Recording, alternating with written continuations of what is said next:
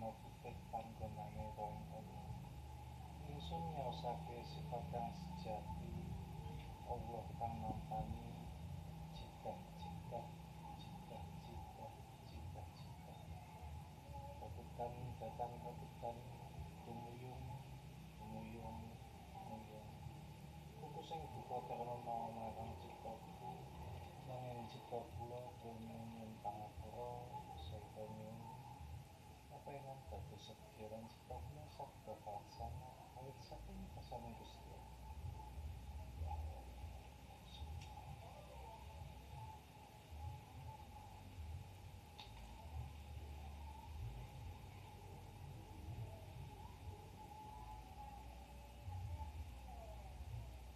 Panyuwunku ngilmu kuwasa, ngilmu nyata, ngilmu rasa, rasa sejati tak susunke karepku nyuwun pangapura, sepena alangan luput ing sambikala, wiwit wekdal menika ngantos salajengipun.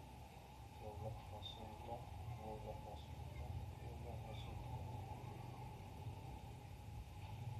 Marmarti kakang kawah adi hari-hari, kakang darat adi rahil, biaya gede pusat. Sedulurku papat lima pancer. Sedulurku kang manggoning jagat wetan kawahi jararane ireng rupane kang mangkoni sakabeh gawa alamah. Sedulur kang manggoning jagat kidul harane abang rupane kang mangkoni sakabeh gawa kamanungsan.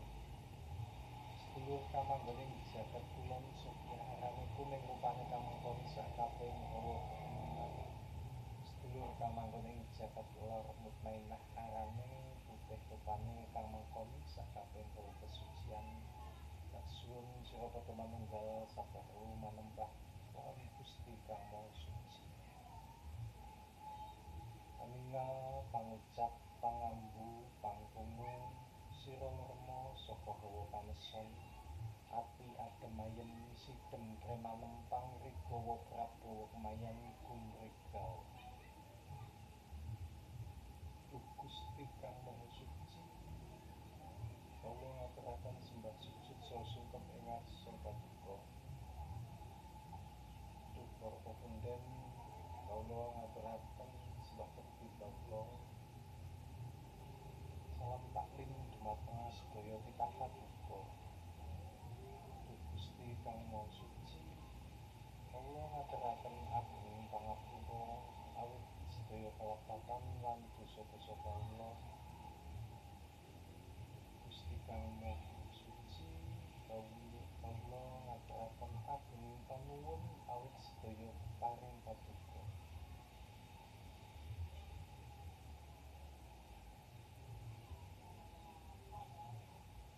Dek rungono awang-awang, dek rungono uwung-uwung, apa kang ana adan-adum sepisamun.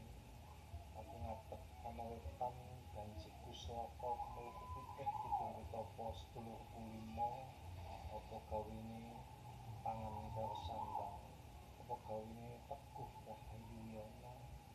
Nyuwun slamet donya slamet akhir sallallahu alaihi wasallam. Sadurunge ana sabda lara jengges tuman tujuku mudhung gambar lelayaran, apa kang ana adan-adum sepisamun lan ajidipa jumurung malaikat papat urip ngobaki jagat. Apa kuasane nyuwun luputa kala purba Dasila, nyuwun luputa kala purba Wasesa, Sengala, wuku, dina, sasi, taun lan windu. Ya Allah, ya Allah, ya Allah, ya ingsun tetep kawula ning